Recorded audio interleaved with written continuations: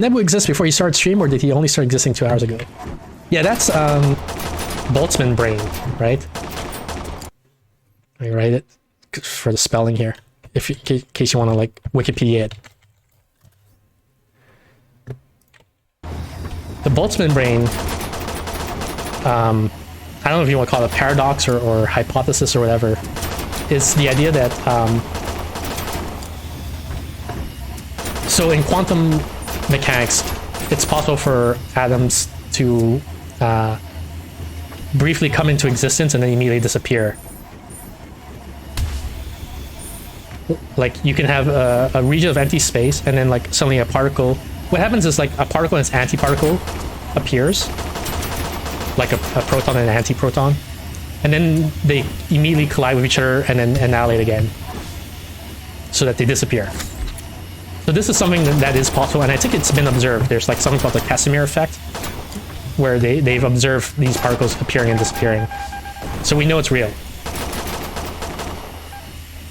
And it can, like, there's no reason that only one particle has to appear, right? You could have two particles appear, two particles, like two protons and two antiprotons appear, and then the matter and antimatter collide with each other, and then they immediately disappear again because they annihilate from coming into contact. And there's something special about number 2. Like you could have like a billion in theory. Like the probabilities go down the bigger the number you go with, but it's not impossible. You could have like a billion particles and their antiparticles appear, and then moments later they touch each other and annihilate themselves.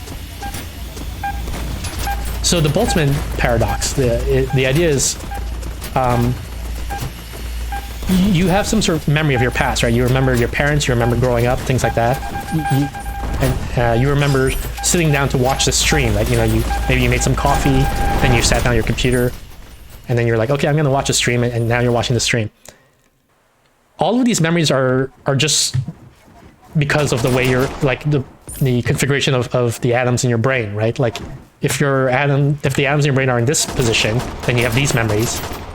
If they're in a different position, you have different memories. So you have an experience right now, right? You say like, here I am, I'm alive, and I know I was alive like an hour ago, and I know I was alive 10 years ago, and 20 years ago, and so on, because I have all these memories. But actually, like, what if that's not true? You weren't alive even 1 millisecond ago. What you are is simply a bunch of particles that randomly came into existence because of the quantum mechanics effect I was talking about before. And those atoms just so happen to arrange into a brain that had those memories. And now, like, immediately, like, 1 millisecond later, you're about to disappear and become annihilated again because the matter and antimatter particles are about to collide again. Like, how do you know which is true? Like, are you a person that has existed for 20, 30 years or whatever, whatever your age is? Or are you a Boltzmann brain that just recently came into existence with all these false memories, and you're about to disappear again? And I think in principle there is no way to differentiate between the two, right? There's no way for you to tell which one is actually the case.